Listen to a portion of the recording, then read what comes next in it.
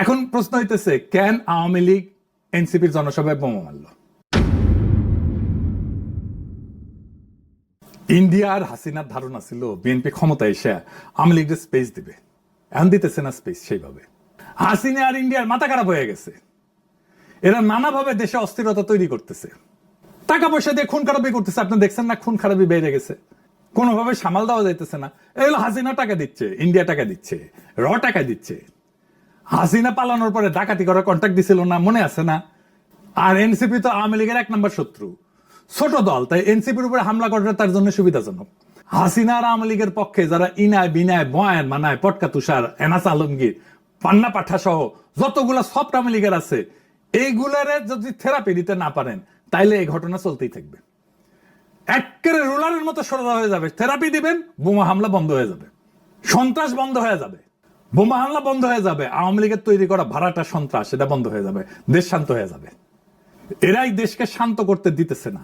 আওয়ামী লীগ যেখানে মিছিল করবে, মিছিল দেখলে মারবেন ধাওয়া, একা হইলেও মারবেন ধাওয়া। দেখবেন আশেপাশের লোকজন এসে জড়ো হইতেছে, একটারে দুইটারে ধরতে পারলে একদম ট্যাঙ্গে রেখে থেরাপি দিবেন। একটা নিষিদ্ধ দল, তার থেরাপি দেওয়া জায়েজ আছে। আমি আশঙ্কা করি এরকম বোমা হামলা আরো হবে, ভয়ঙ্কর রকমের বোমা হামলা হইতে পারে, আরো বড় আক্রমণ হবে। আওয়ামী লীগ এটা করবে। আর এই বোমা হামলা থেকে এনসিপি কি মুক্তি পেতে পারবে? এনসিপির সমাবেশে বোমা হামলা হয়েছে, আপনারা জানেন। 2 জন সাংবাদিক সহ 6 জন গুরুতর আহত হয়েছে। ধরছে 2 জন রে, 2 জনই যুবলীগ। মিটিং এর আগে নাকি সন্দেহজনক ভাবে ঘোরাঘুরি করতেছিল। তো এই বোমা কে মারিছে? আমি 99% শিওর এটা আওয়ামী লীগ মারিছে। কেন মারিছে আর কেন আমি নিশ্চিত হইলাম, আর তারাই যে মারিছে সেটা আমি আজকে ব্যাখ্যা করবো। এই বোমার ঘটনা শুনে পটকা তুষার কইছে এরা নাকি নাটক, মানুষজন আহত হয়েছে। সে কয় নাটক। কেমন জাউরার জাউরা দেন, সিল মেরে দেন রিতেশ সাহেব, জাউরার জাউরা সিল মেরে দেন। এই বোমা মারা ঘটনার 3টা জিনিস ঘটছে। 1, লাইট নিবানো হয়েছে, 2 নাম্বার বোমা মারা হয়েছে, 3 নাম্বার সাংবাদিক আহত হয়েছে। এই 3টা ঘটনা অদ্ভুত ভাবে মিলা যায় জিয়ার আমলের দুঃখজনক একটা ঘটনার সাথে। আসেন সেই ভুলে যাওয়া ঘটনা নিয়ে আলাপ করি। বাঙ্গু সুশীলদের ডাবল স্ট্যান্ডার্ডটাও বোঝা যাবে। আসেন দেখি বাংলাদেশের ইতিহাসে প্রায় 50 বছর আগে কি ভয়াবহ একটা রাজনৈতিক হত্যাকাণ্ড ঘটেছিল। 1980 সালের 23শে মে বিকাল 4:19 ঢাকার বাইতুল মোকাররম মসজিদের দক্ষিণ গেটে খন্দকার মোস্তাকের ডেমোক্রেটিক লীগের জনসভায় বোমা বিস্ফোরণ ঘটে। বোমা বিস্ফোরণের আগে জনসভায় সাপ ছেড়ে দেওয়া হয়। দেখেন 2টা জিনিস মেলে, আগে কারেন্ট বন্ধ তারপরে বোমা, আগে সাপ ছেড়ে দেওয়া তারপরে বোমা। মিলিছে? আরো একটা জিনিস আছে, সেটাও মিলবে।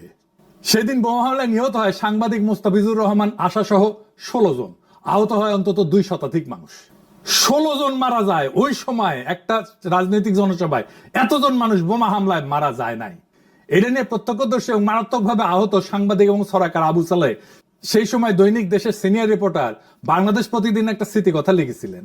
তিনি বামপন্থী রাজনীতির সাথে জড়িত ছিলেন, তার শরীরে 62টা স্প্লিন্টার বিদ্ধ হয়েছিল। সেই দিন যে নিহত হয়েছিল সাংবাদিক মোস্তাফিজুর রহমান আশা, উনি ছিলেন দৈনিক বাংলার এক নবীন রিপোর্টার। আহত হয়েছিলেন অনেকে।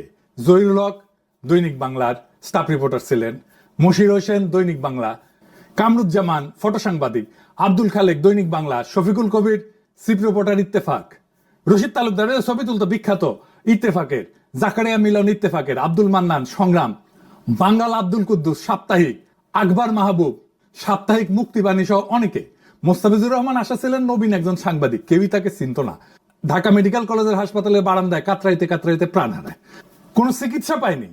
আবু সালেকেও মৃত ভেবে লাশের স্তূপের সাথে ফেলে রাখা হয়েছিল। কিন্তু সাংবাদিক মাহবুবুর রহমান এবং ফটো সাংবাদিক রশিদ তালুকদার তার জীবনের ক্ষীণ স্পন্দন টের পেয়ে তাকে হাসপাতালে নিয়ে যায়।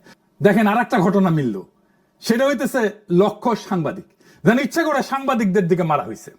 জিয়াউর রহমান নিজে তাৎক্ষণিকভাবে ঢাকা মেডিকেল কলেজে যান, বিশেষজ্ঞ ডাক্তার সিএমএইচ থেকে আনান, রক্তের ব্যবস্থা করেন। এরপরেও আহতদের দেখতে হাসপাতালে উনি নিয়মিত যেতেন। এডিটর সাহেব ছবিটা দেখেন, পত্রিকায় ছাপা হয়েছিল যে জিয়াউর রহমান আসছেন ঢাকা মেডিকেল কলেজ হাসপাতাল। ছবিটা একটু কেটে গেছে, তাও বোঝা যায়। তিনি আবু সালেহকে বলছিলেন যে ওনাকে বিদেশে পাঠানোর ব্যবস্থা করতেছে, কিন্তু সেই প্রতিশ্রুতি বাস্তবায়নের আগেই জিয়াউর রহমান দুঃখজনকভাবে শহীদ হন। যাই হোক, তদন্ত কমিটি একটা গঠিত হয়েছিল, বিচারপতি শামসুদ্দিন ছিলেন আহ্বায়ক। রিপোর্ট প্রস্তুত হয়ে গেছিল, কিন্তু জিয়াউর রহমান মারা যাওয়ার পরে এটার প্রকাশ হয়নি, বিচার হয়নি। কি ছিল সেই রিপোর্টে কেউ জানে না। এতজন মানুষ মারা গেল সাংবাদিক সহ, সাংবাদিকরা কেউ হাউকাউ করলো না। কয়েকজন ফ্যাসিস্ট দোষের সাংবাদিক জেলে আছে, তাই 111-এর 2 কালীগঞ্জ চিল্লায় একেবারে মাথা খারাপ করে দিছে। লিস্ট দিয়েছি এবং সেখানে আমরা বলেছি যে প্রায় 282 জন সাংবাদিকদের বিরুদ্ধে বিভিন্ন ধরনের মামলা হচ্ছে এবং তার মধ্যে 94 জন হত্যা মামলার তারা আসামি হিসাবে। তো সেটা আমরা প্রধানমন্ত্রীর কাছে সেই লিস্ট দিয়েছি। এই লিস্টটা একদম যে সম্পূর্ণ সেটা বলবো না, অসম্পূর্ণ থাকতে পারে, কিন্তু আমরা আন্তরিকভাবে চেষ্টা করে দিয়েছি এবং প্রধানমন্ত্রী সেটা গ্রহণ করেছেন। জিন্দেগিতে ওই ঘটনা নিয়ে একটা কথা বলছে, বলে নাই, তাহলে কারা আক্রমণ করতে পারে খন্দকার মোস্তাকের জনসভায়? আসেন এটা একটু বুঝে দেখি। বাংলাদেশে ইন্ডিয়ান স্ট্যাবলিশমেন্ট সবসময় চাইছে আওয়ামী লীগ ক্ষমতায় থাকলে যেন শক্তিশালী বিরোধী দল না থাকে, বিরোধী দলকে নিশ্চিহ্ন করে দেবো। বাকশাল দেখেন, হাসিনার আমল দেখেন। আর ক্ষমতায় না থাকলে যেন তারা প্রধান বিরোধী দল হিসেবে থাকে। এই খেলা চলে আসতেছে 1972 সাল থেকে। 1975-এর পরে তো আওয়ামী লীগের থাকারই কথা ছিল না। আওয়ামী লীগের একাংশ কাদের সিদ্দিকীর নেতৃত্বে ইন্ডিয়া পলাইজা বাংলাদেশ রাষ্ট্রের বিরুদ্ধে যুদ্ধ করছে, আমাদের আর্মির সাথে যুদ্ধ করছে, বাংলাদেশ আর্মির সাথে যুদ্ধ করছে, বাংলাদেশের ভেতরে এসে অন্তর্ঘাত করছে। তারা অন্তর্ঘাত করতে এসে পাবলিকের পিটাও খাইছে। কিন্তু জিয়াউর রহমান 1975 সালের পরে আওয়ামী লীগকে তার নিজের পলিটিক্যাল দুশ্মন হিসেবে বাইসা নিতে বাধ্য হয়েছিল। কেমনে জানেন? সংসদ নির্বাচন হইল, তখন বিএনপি অবশ্যই জিততো, কিন্তু বিরোধী দল হইতো খন্দকার মোস্তাকের পার্টি। মুস্তাককে জেলে নেওয়া হয় 1976-এ সার্কিট হাউসে কাপ প্লেট চুরির অভিযোগে। ছাড়া হয় 78 সালের 16 ডিসেম্বর উপলক্ষে। 1979 সালে ইলেকশন হইতেছে, 7 সপ্তাহ পরে উনি ছাড়া পেয়েছেন, তার 7 সপ্তাহের মধ্যে সংসদ নির্বাচন। খন্দকার মুস্তাক যেন দল গঠন করতে না পারে সেই জন্য 1976 সালে জেলে নেওয়া হয়। জাসদের মূল নেতাদেরকেও জেলে রাখা হয়। জাসদ 8টা আসন পায়, 39টা আসন পায় আওয়ামী লীগ প্রধান বিরোধী দল হয়। খন্দকার মুস্তাক দল করে নির্বাচন করতে পারলে আওয়ামী লীগের অবস্থানটা উনি নিতেন। আওয়ামী লীগের ভোটার বেশিরভাগ উনি পেতেন, আওয়ামী লীগের চেয়ে বেশি সিট পেতেন। উনার ভোটাররা মুসলিম লীগের ভোট দেয়, মুসলিম লীগ 20টা আসন পায়। খন্দকার মোস্তাকের দল যদি দাঁড়ায় যেতে পারতো তাহলে আওয়ামী লীগ আর প্রধান বিরোধী দল হয় না, বেশিরভাগ খন্দকার মোস্তাকের সাথে চলে যেত। জাসদ দ্বিতীয় দল হইতো, সেটা হয় নাই। তাই আওয়ামী লীগ আবার ফিরে আসছে। যেহেতু জিয়াউর রহমান আওয়ামী লীগরেই তার পলিটিক্যাল দুশ্মন বানাইতে চাইছিল, তাই আওয়ামী লীগ ফিরে আসছে। সেই কারণে খন্দকার মোস্তাকের জনসভায় বোমা হামলা, এই ঘটনা বিএনপিকে পরোক্ষ সুবিধা দিতেই পারে। কিন্তু এখনকার অবস্থা কি? এখন কি বিএনপি কোনোভাবে আওয়ামী লীগের স্পেস দিতে পারে? পারবে না। আওয়ামী লীগকে স্পেস দিলে বিএনপির নিজের যে ভোট ব্যাংক গড়ে উঠছে সেটা ধরে রাখতে পারবে না।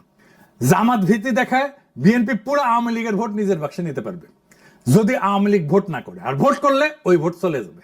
অদ্ভুত একটা অবস্থা বিএনপি। ইন্ডিয়াপন্থীরাও ভোট দেয়, অ্যান্টি ইন্ডিয়ানরাও ভোট দেয়। এইভাবে আপদকাল চলে, কিন্তু লং টার্মে কোনো একটা ক্লিয়ার পজিশন নিতে হবে। যাই হোক, ওই আলাপে আর না যাই। মানে 40% মানুষ তো জামাত এনসিপিতে ভোট দিছে, সংখ্যাটা কম না। এরা ঠিক রাজনীতি করতে পারলে বিএনপি মানে জামাত এনসিপি, তাহলে বিএনপির আরো ভোট নিয়ে আসতে পারবে। এরা যদি ঠিক রাজনীতি করতে পারে, এই কাজ করতে পারবে কিনা আল্লাহ মালুম। সংসদে তো তার প্রতিফলন দেখি না। যাই হোক, খন্দকার মোস্তাকের দল নাই, তাই জনসভায় বোমা মাইরা মানুষ মেরে ফেলার কোনো বিচার হয়নি। 16 জন মানুষ মারা গেছে, কোনো বিচার হয় নাই, কেউ এটা নিয়ে কথা বলে না। তারেক রহমানের সরকারের এই বোমা হামলার তদন্ত রিপোর্ট খুঁজে বের করে প্রকাশ করা উচিত, পাবলিক করে দেওয়া উচিত। আর মতিউর রহমান আর মাহফুজ আনামকে বাঙ্গু সুশীল সাংবাদিকদেরকে জবাব দিতে হবে, কেন বোমা হামলায় সাংবাদিক মারা গেল, এইটার জন্য তারা কোনো প্রতিবাদ করলো না, বিচার চাইলো না। কেন তারা বিচার চায় না, এটার জবাব দিতে হবে। ওই সাংবাদিক মারা গেছে, আশা তার জীবন না। দিল্লি স্টারে আগুন দেওয়ার পরে পারলে তো কেন্দ্রে দেয় মাহফুজ আনন্দ প্রভুপাত, এখন বাইসে থাকাই অসম্ভব হয়ে গেছে। সাংবাদিকদের বাইসে থাকা কি 1980 সালে খুব সম্ভব ছিল?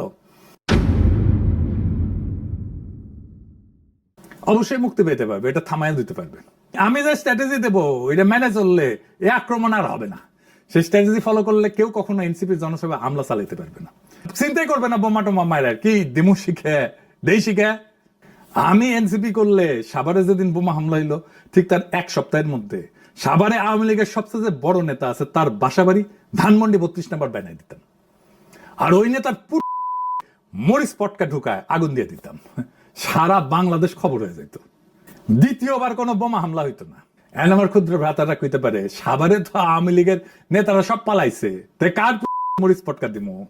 যদি এটাই হয় তাহলে আওয়ামী লীগের নেতা আছে ঢাকায় সাবের হোসেন চৌধুরী দিতাম, ওর মরিচ পটকা ঢুকায় আগুন দিতাম। ঢাকার এমবেসি পাড়ায় হাউকাও লেগে যেত, ওদের কইতাম তাহলে তুমি সিকিউরিটি দাও, নয়তো চুপ থাকো। হাসিনার টাইমে হাউকাও করছিলা, এত গুম আয়নাঘর হইলো, খুন হইলো, একবারও তো চিল্লাও নাই। এত ভোট ডাকাতি হইলো